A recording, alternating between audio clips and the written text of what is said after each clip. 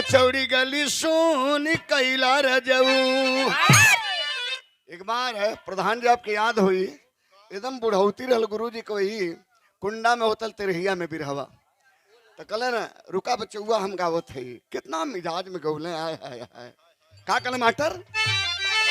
सुन कैला राजाऊ अरे सुन कैला बलमू की कचौड़ी गली सुन कैला बलमू। मिर्जापुर के कैला गुलजार हो कचौड़ी गली सुन कैला रजऊ।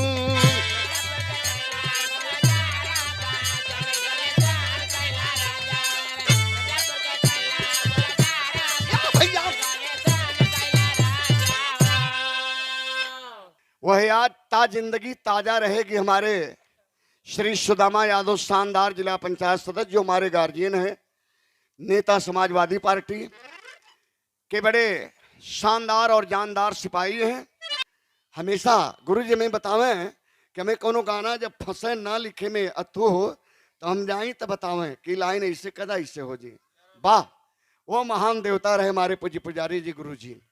तो निवेदन करेंगे कि दोनों देवता लोग 1 मिनट के लिए मंच पे आ जाएं। हमारे वकील साहब श्री आनंद यादव जी निवेदन कर रहे हैं और हम कलाकार भी आशीर्वाद ले लें। प्रमोद लाल है हमारे छोटे भाई और हम भी दोनों गुरु भगवान का आशीर्वाद हम लोग ले लें। क्या कहना है, 2 लाइन और श्रद्धांजलि है और परिवार के सभी लोग सुनेंगे। ये बड़ी मुश्त लाइन है माता जी के लिए। ये भरा पूरा परिवार छोड़ करके माता अलविदा हुई, रुखसत हो गई इस दुनिया से। अभी मंच पे आए हमारे वकील साहब श्री आनंद यादव कवि जी का सम्मान करते हुए और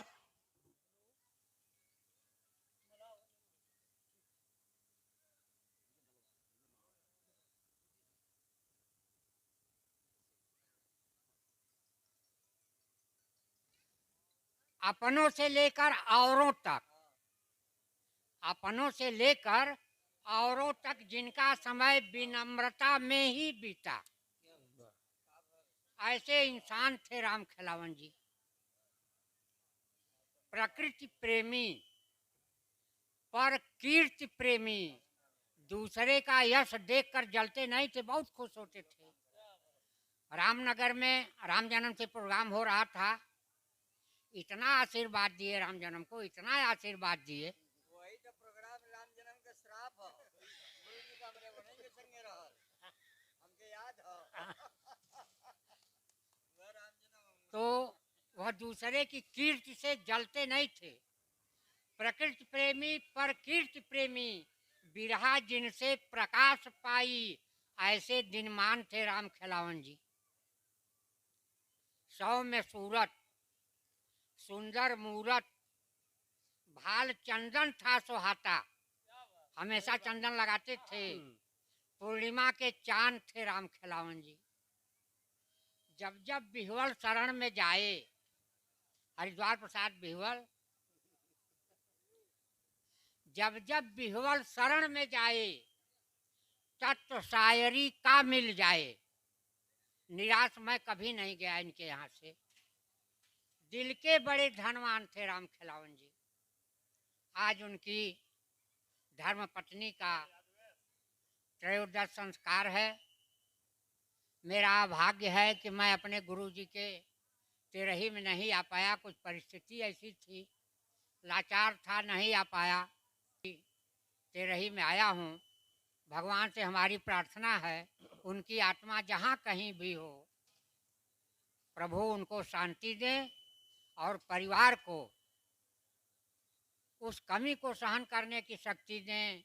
और मैं चाहूँगा कि परिवार के जो उनके बच्चे हैं पुजारी जी के, उनके यश को आगे बढ़ावें, उनके लगाई हुई बगिया को और हरा भरा करें। धन्यवाद। हाँ है माँ क्या है, जरा गौर करेंगे। और हमारे बड़े भैया श्री बब्बू यादव शानदार जिला पंचायत सदस्य महोदय, आप भी आ जाएं।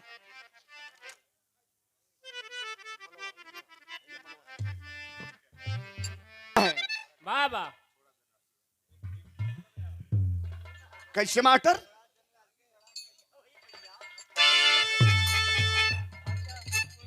श्रीमान चंद्रभान यादव, सादर 251 का आशीर्वाद। चरणन में आपके नमन प्रणाम, सभी अंग प्रणाम। क्या बात है।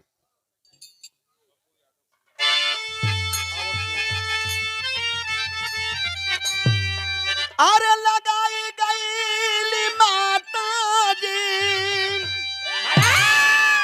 लगाई गई माता जी की,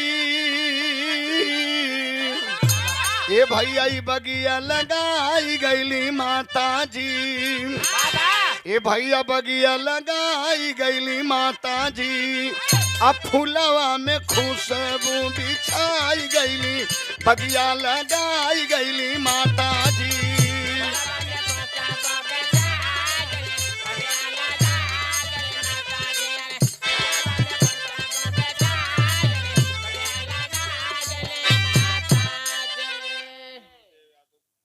स्वागत के लिए बड़ा देर साथ यादव, आनंद यादव, उठे फूल। वाह कहना कैसे?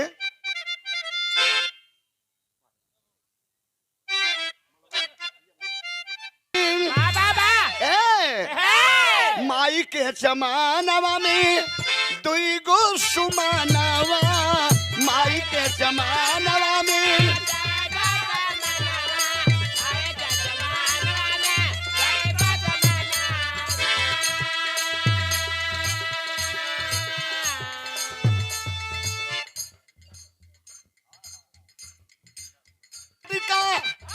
आनंद बिरनावा की, बगिया लगाई गई माता जी, बगिया लगाई गई माता जी, बचवन के टुअरा बनाई गई, बगिया लगाई गई माता जी।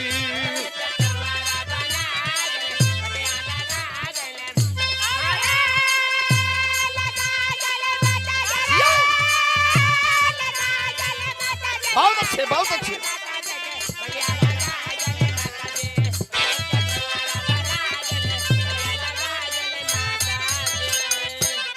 कलाकार आने वाला कल जो है इन बच्चों का है, बाबू प्रमोद लाल यादव बनारसी का भी सम्मान हमारे प्रधान जी सादर 500 रुपए का आशीर्वाद हमारे बब्बू और शानदार जिला पंचायत सदस्य महोदय जी भी प्रदान किए हैं।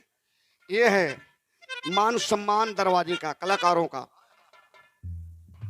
उसके बाद प्रमोद लाल जी तैयार रहिए, हमें भी जाना है कार्यक्रम में। क्या बात है।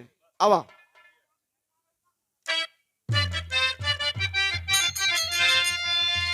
कौन पुजारी बाबूजी के नाती हैं सुरेश यादव, सादर है 500 रुपए का पुरस्कार दिलाने भैया के बहुत बहुत प्रणाम।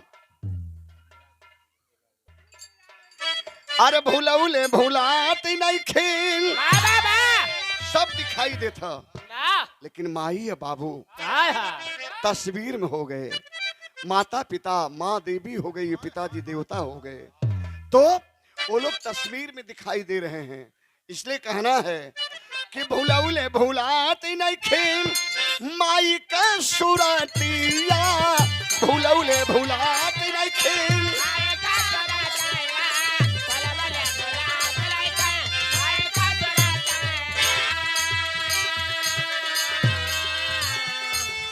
जब जब याद आवे, जब जब याद आवे, धड़कन छतिया की, अरे वाह, बगिया लगाई गई माता जी, बगिया लगाई गई माता जी, सती पथ पर चले के सिखाई गई, बगिया लगाई गई माता जी।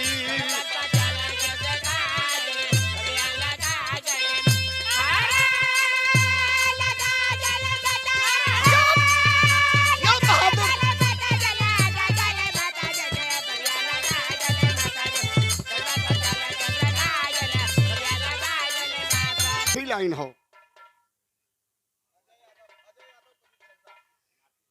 और हमारे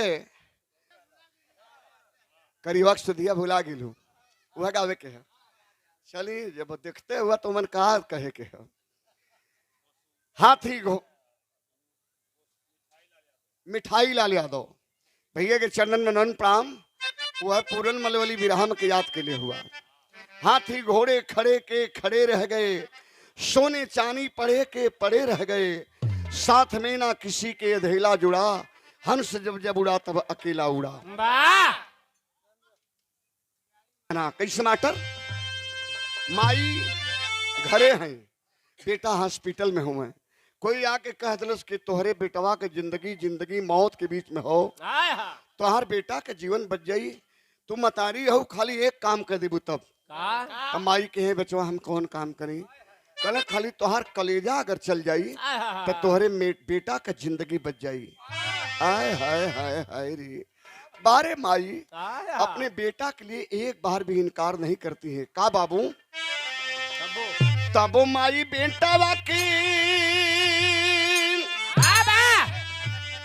तबो माई बेटा वाकी,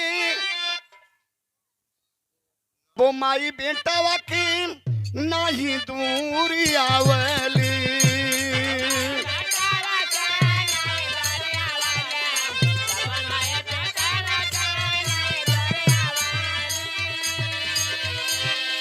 बचवा के खातिर कले जाओ पठावली।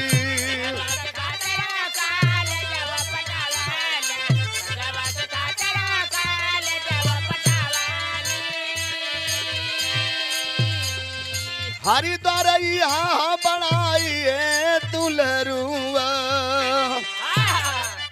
हरिद्वार यहाँ बनाइए दुलरुआ, माई का मोल के चुकाई दुलरुआ।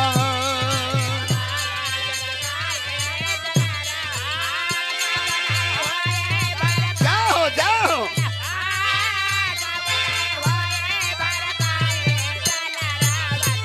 माई का मोल के चुकाई दुलरुआ।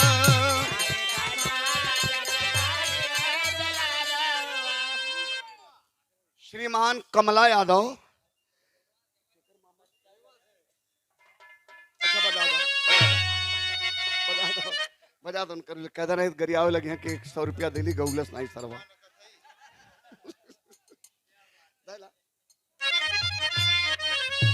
उखिया में खेलालू अरे रहरी में खेलालू भूलाई गईलू, ए गोरी भूलाई गईलू ना, यही करियावा का सुधिया भूलाई गई।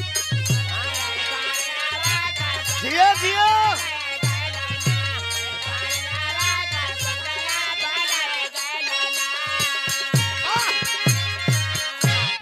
हो गल भैया पल में।